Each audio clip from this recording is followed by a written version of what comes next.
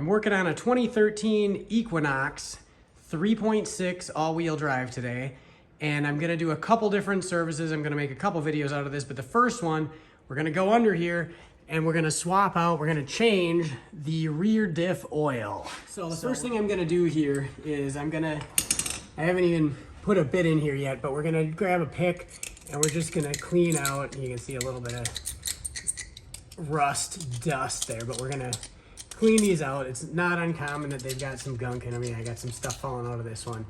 And we want the bit to go all the way in so we don't strip anything out or mar the hex feature.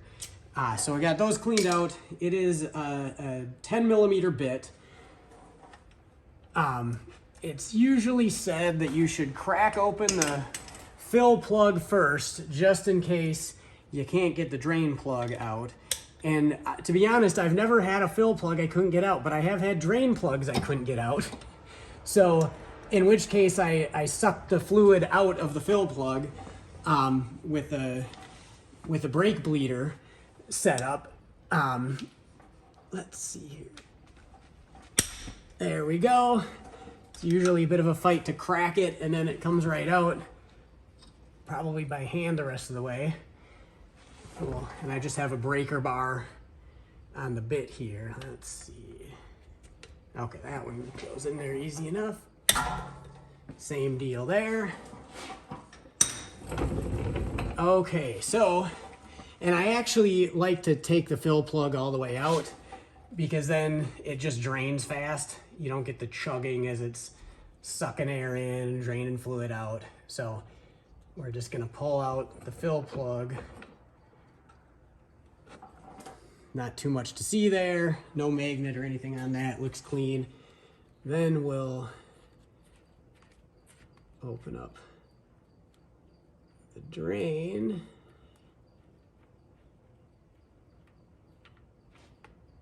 And there that goes.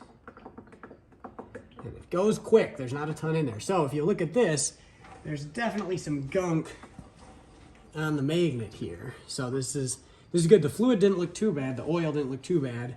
And I've got kind of a dirty rag here, but we'll see. Yeah, so there's a notable amount of crap on there. So I don't think this has ever been done. So there's 95,000 miles on this thing.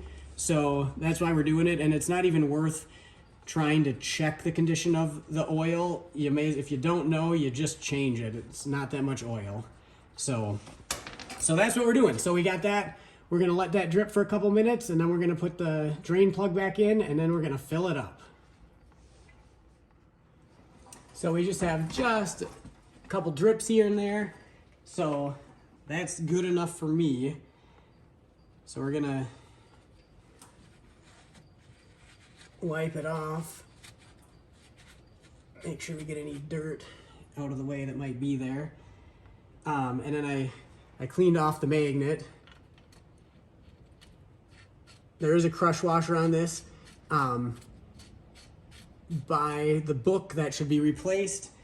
I have not had many, if any, issues with those, so we're just gonna tighten this one back down, and I do not expect to have any trouble with it. Got that hand tight. Now I've got my torque wrench. The torque specs on this are 29 foot-pounds. So I've got this set to 29 foot-pounds. We'll see if we can get an angle where I can swing it. We'll tighten it down. And there we go. So that is tightened to spec. So I'm ready to start filling it up.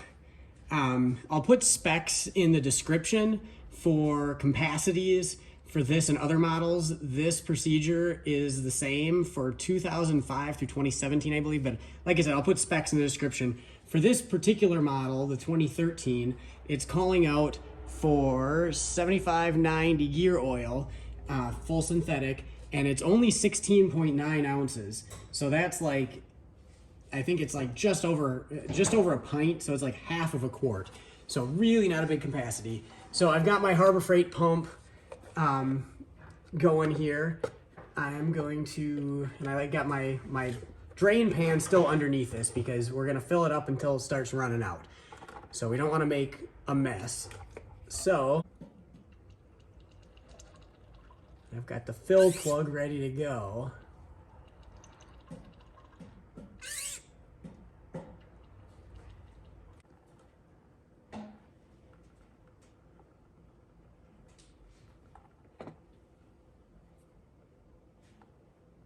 Okay, we got it dripping just a little bit. We got it right up there.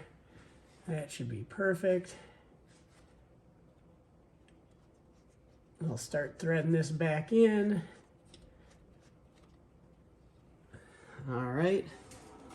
And then the torque spec on this is 29 foot-pounds, just like the drain plug. So we got the torque wrench set to 29. I'm gonna scoot the pan out of the way here. We'll get that in there. And there we go. Not super tight, 29, you hit that quick. So I'm gonna wipe the fluid off from around the plugs here, and that's that. That's a done deal. So yeah, I'm gonna move on to the front, shoot another video of that, but that is all for the rear differential oil change procedure.